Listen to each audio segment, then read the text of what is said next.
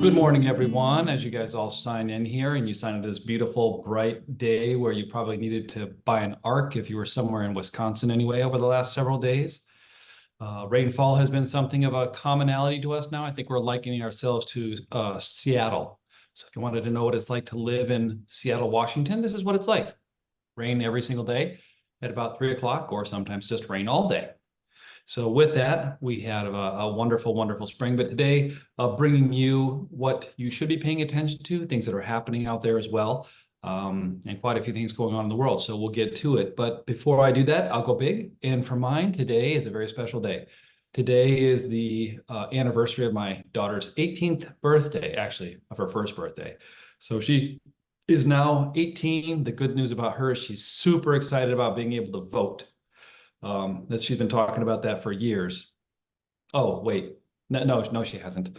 But she is turning 18 today, so she's her own legal person. I know many of you know her when she was born. You saw her in the theater in the Rosebud. I think you've seen her along the way. Yesterday, she walked in here and gave some just announcements about graduation around, and people are like, who is this person? So it's pretty funny to see when she goes from a little girl to a 18-year-old woman, which is funny. And she had great conversations as well. So we appreciate her. So today I lift up and celebrate my daughter Isabel Doty for her 18th birthday. Excuse me, 18th birthday. So very exciting on my side of the equation. How about Ken?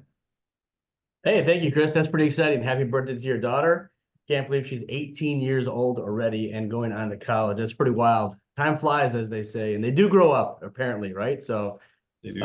anyways, my go big is to just say grateful for the opportunity to spend time with my daughter, my 12-year-old daughter, who's going on 13 pretty soon. And she's big into running now, where we run two 10K races already. And I'm grateful for the opportunity to have her beat me by a minute 30 this last time. We didn't cross the finish line together. She beat me. So now it's on. Now dad has some work to do, and I got to get some revenge on my beautiful little daughter who wants to run all over the place now. So That's awesome. Thank you, Ken. How about Mr. DeBoer? Thank you, Chris. I'm just grateful for phenomenal Memorial Day weekend and specifically the Memorial Day service. So it's kind of a tradition of my family's to watch that. And it was just how they pack some of those stories together and go over different timelines of the things that have occurred that have helped shaped our nation and our nation's history. And it was just a great reminder of all the people that have made the ultimate sacrifice for us and the freedoms that we have. So extremely grateful to be reminded of that once again. Thank you very much, Zach. How about Mr. Mann, Michael Mann? Thanks, Chris. This is probably the easiest go big I've ever had. So this last weekend I'm engaged.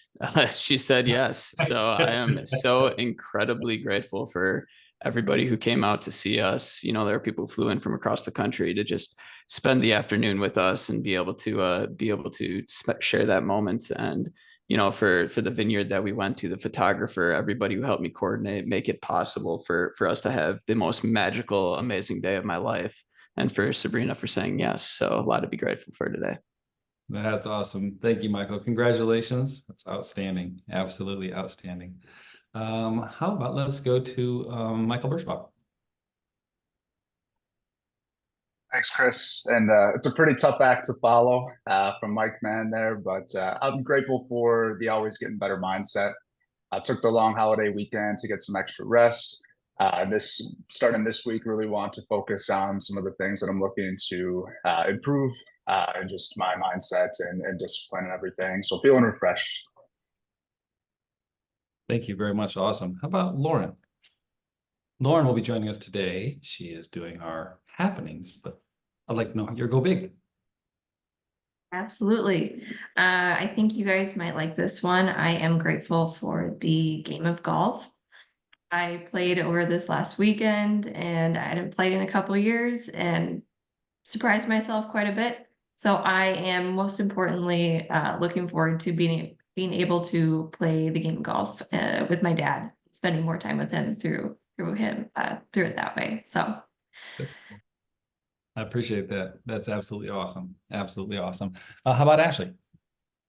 Thank you, Chris. I am grateful that the school year is coming to an end. My kids will finish school on Friday morning and just celebrating a fourth grade graduation and a second grade graduation, moving on to new grades. So I'm just excited for them and to get the summer started. Awesome. Fabulous. Fabulous. All right, I'll keep going. No, I'm just joking. I appreciate that. We love to go big. We appreciate that. So Zach mentioned something about Memorial Day as well. Memorial Day for me is a great day as well. It's a time to sit and celebrate and think about those who made, like Zach said, the ultimate sacrifice for us to be able to do what we do. However trivial we feel it, but giving us that freedom, the very freedom to be able to sit here as you're seeing 3 wars go on in 3 areas of Middle Eastern, Northern Europe as well. You just start to see some things and appreciate the freedoms that we have here, the freedoms from all the conflict that other people see, and those who actually paid the ultimate sacrifice and did it willingly to be able to do so, and all those who've gone and fought wars for us and come back. I do want to make sure we celebrate you. The weekend is always about that, and the Decoration Day, which was originally called Decoration Day, now Memorial Day, was started in 1868 by General John A. Logan to honor Union soldiers who died in the Civil War. That's when it began. So it's a very old tradition in the U.S.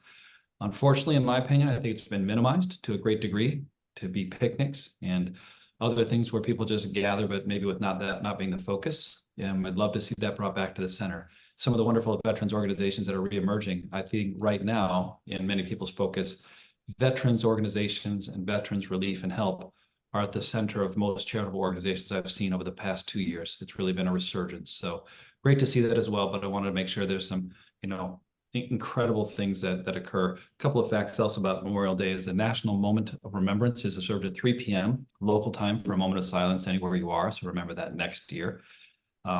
It also honors not just fallen veterans, but honors those who served in the U.S. military, and sometimes we forget that as well. So again, once, thank you to all of you who have served in any form, anywhere in the U.S. military or services.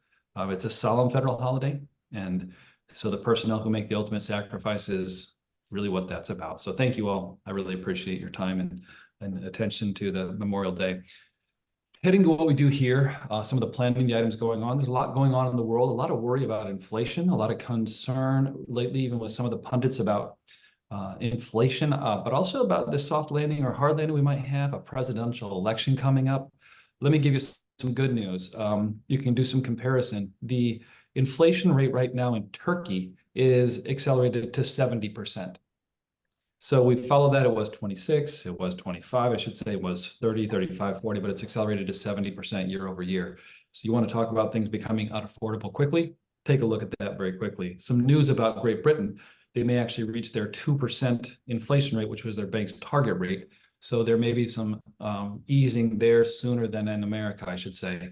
We're finding as well adding more farm payrolls than normal has been part of the overall existence. For the first time, I'm hearing a lot of teens can get jobs this summer. Wait a minute, that's been every summer. We're actually finding places full now. And we're talking about employment issues. We seem to have really no problem with that now. We're finding many people and teens actually wanting to work. A lot of stuff going on here. Markets have been up and down, which is great. We have one big company who makes chips, which I can't mention the name of, but it makes graphical chips and makes LiDAR chips. You can see driving the market. It's become the biggest company in the world since we've last talked. So looking at some of those ideas are really, really a lot going on. How do we work with those? How do we not work with those? So today I wanted to just start with Mike's Minute. Mike, what should we be paying attention to?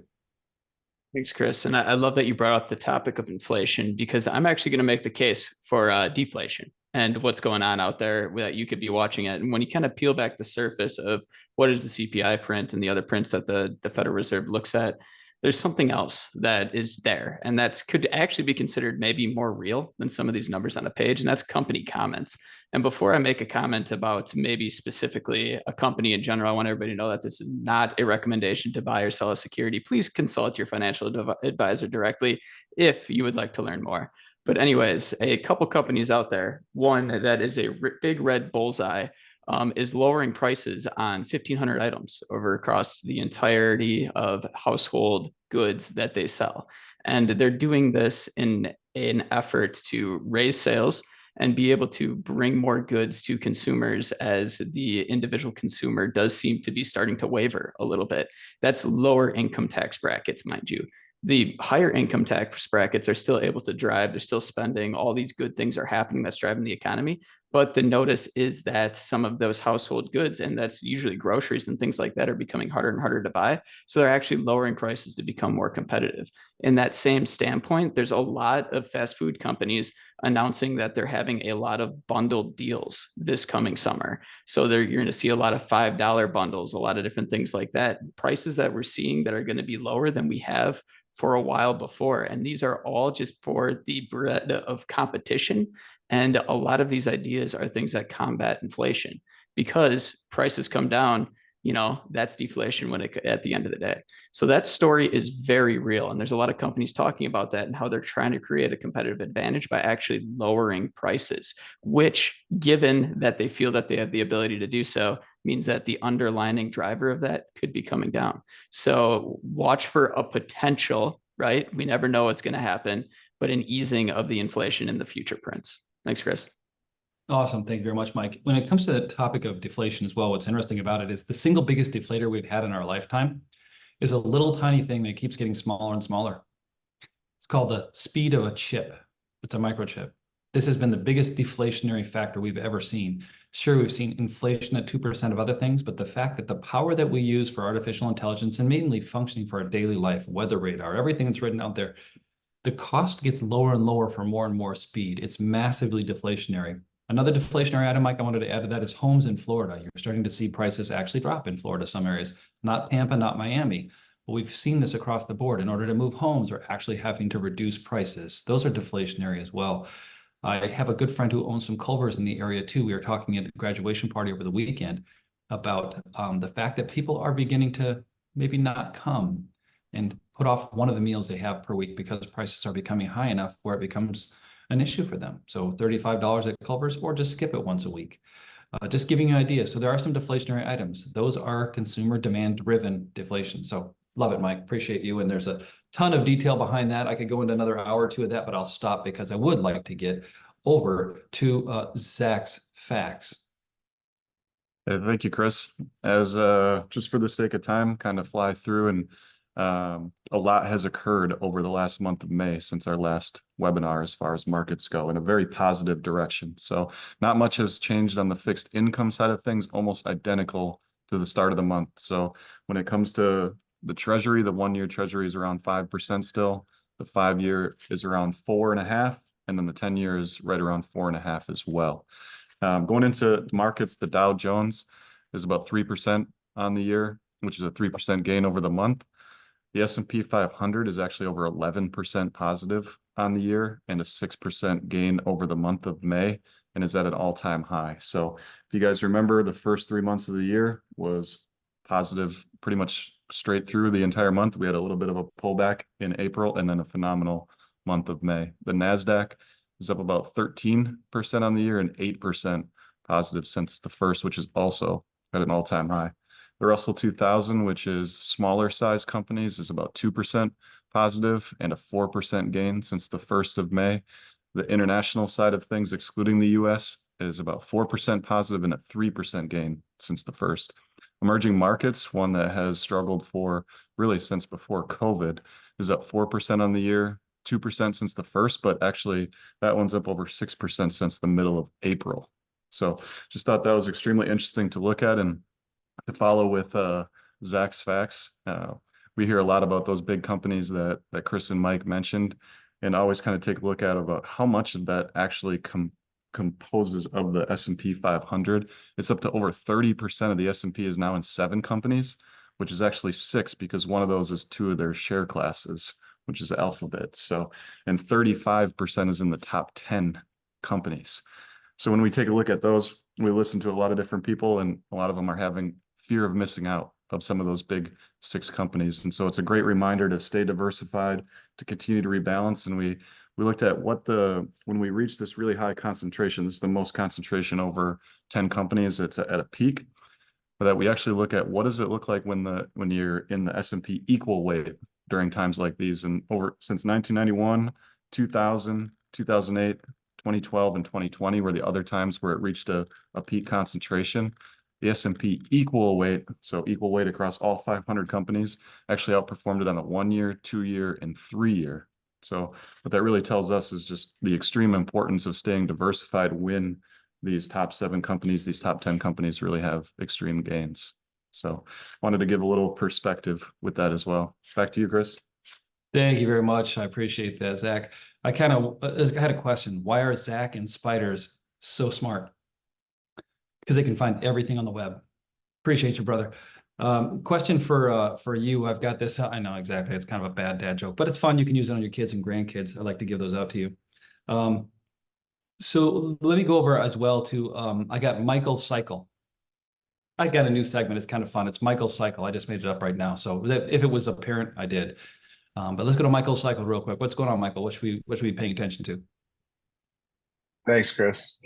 I actually came across an article recently talking about technology improving the lives for retirees. So it's no secret that most of today's retirees didn't grow up on using the internet or with smartphones.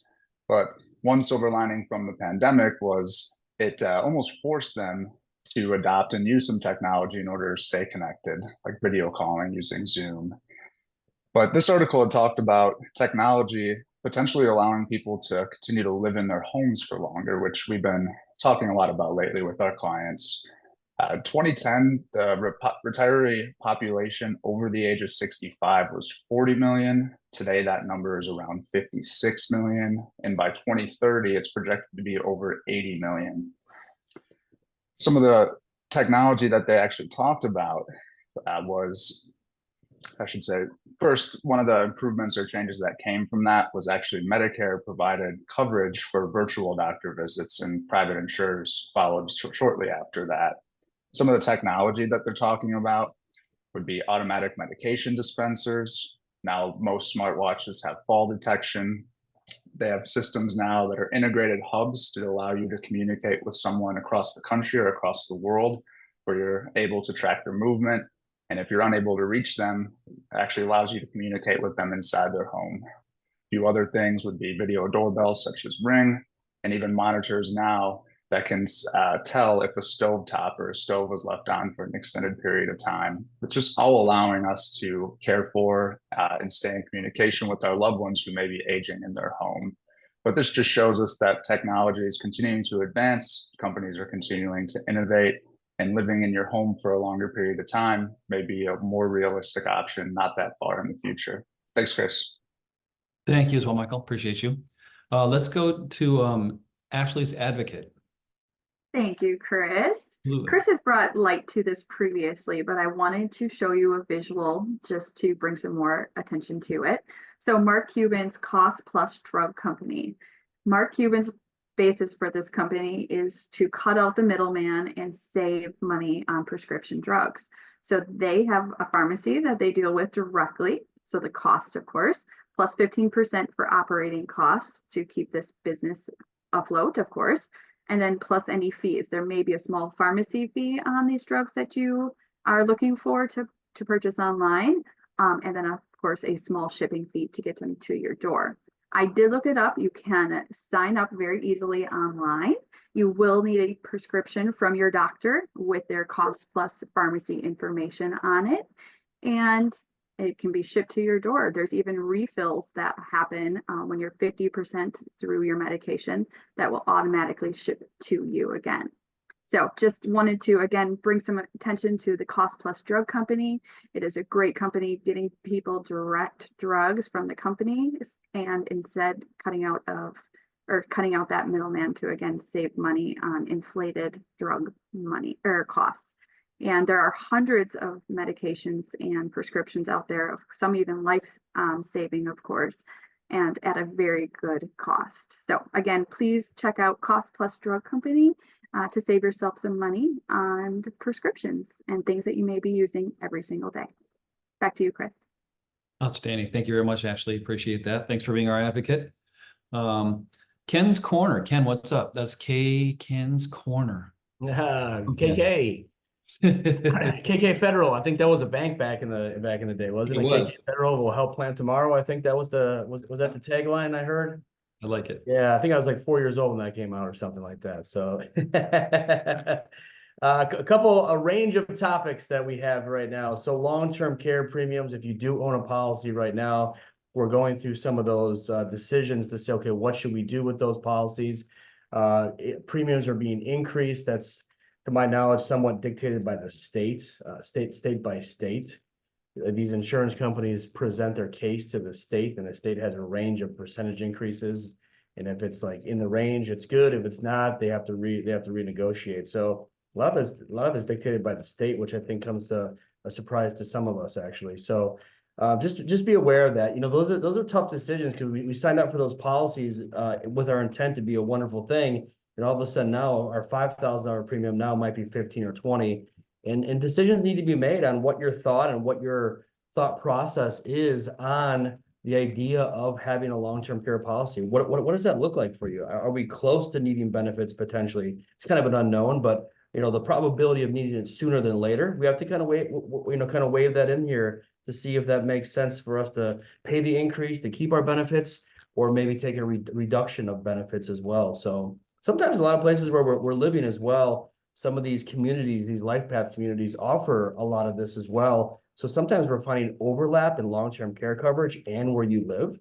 And so we were able to help a client identify this recently, you know, save over $1,700 a month just on premiums alone because of the overlap effect that we're seeing on what's going on there. So a lot of retirements going on right now. I mean, it's what we do for our clients and our friends. We help you retire.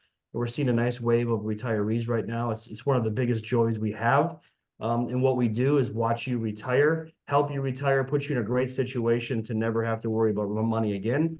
And also so you can enjoy the things that you enjoy doing. So we really like that one. Recently, with graduation parties coming up right now, with our seniors graduating, fall tuition coming up here in the fall.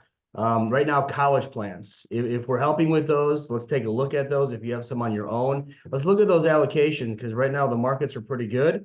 And if we're going to be needing those monies sooner than later, let's take a look at the allocations and what that looks like to make sure we preserve what you have there and work so hard to build up for your graduate, if you will. One of the biggest joys we also have is I had a young lady from a daughter of a client call us. She's pursuing her PhD at Purdue University. She's going to get paid to do this position. And all of a sudden she said, hey, I would like to learn more about investing in Roth IRAs.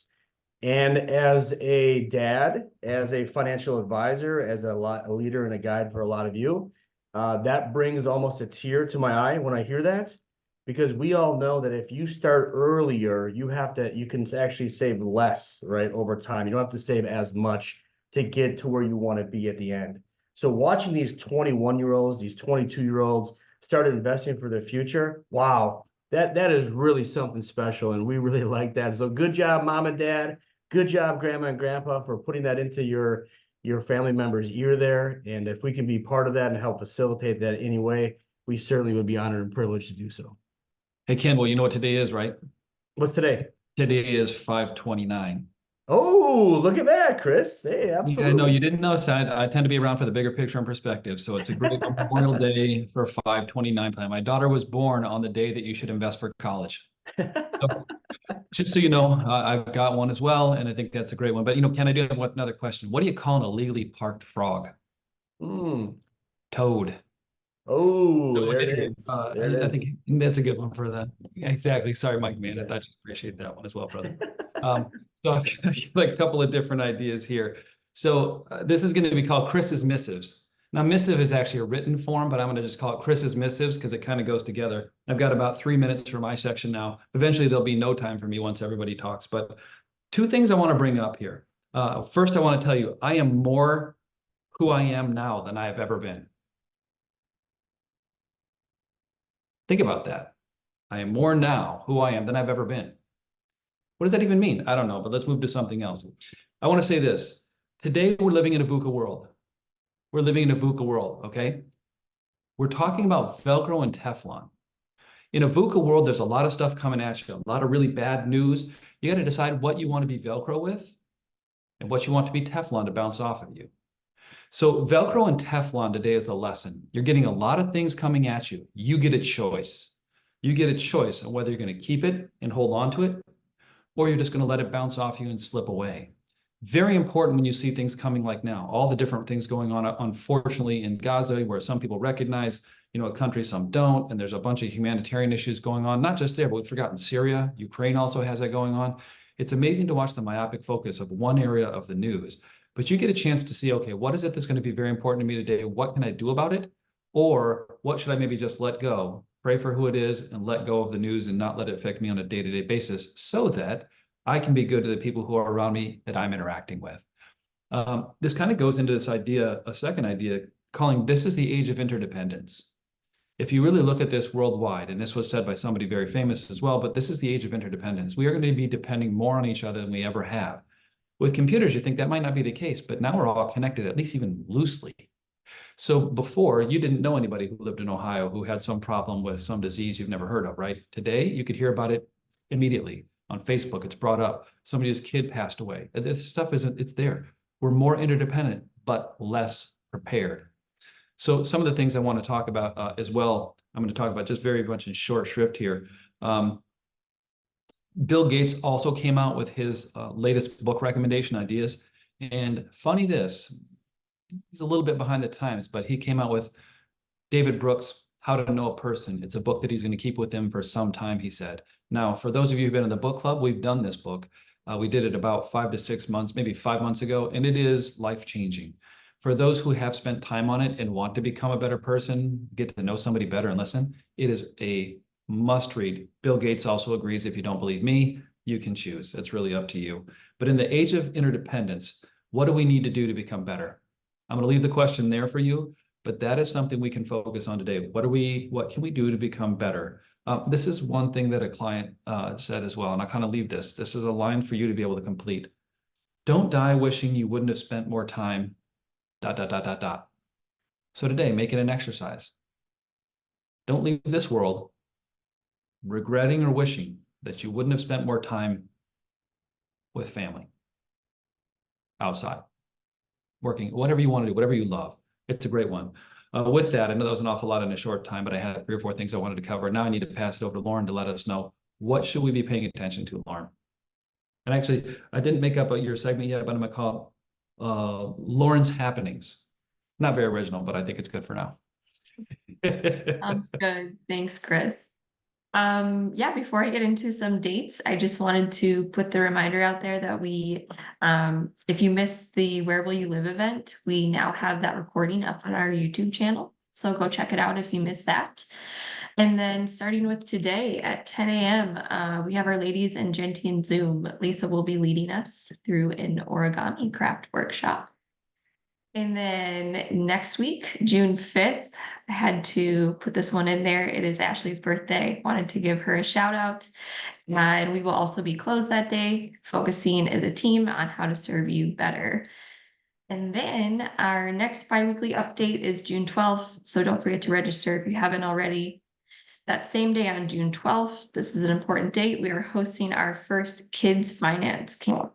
So there will be 2 age groups, ages 6 to 10, and then 11 to 14. We will work through the basics of money, saving, earning, investing, and spending, and of course, add in a little bit of gratitude in with that. And hosting this will be dependent on if there are enough signups. So reach out to your kids, grandkids, and see if they can get out that day. And then on Wednesday, June 26th, if you have a birthday in the month of June, come celebrate with us at our June birthday club. Don't forget to register and submit a picture of your younger self when you do. Looking further into the summer, we have Gathering on the Green, July 13th and 14th. You can sign up now for that. So you are welcome to bring a guest on Saturday. That is the Beatles versus Stones.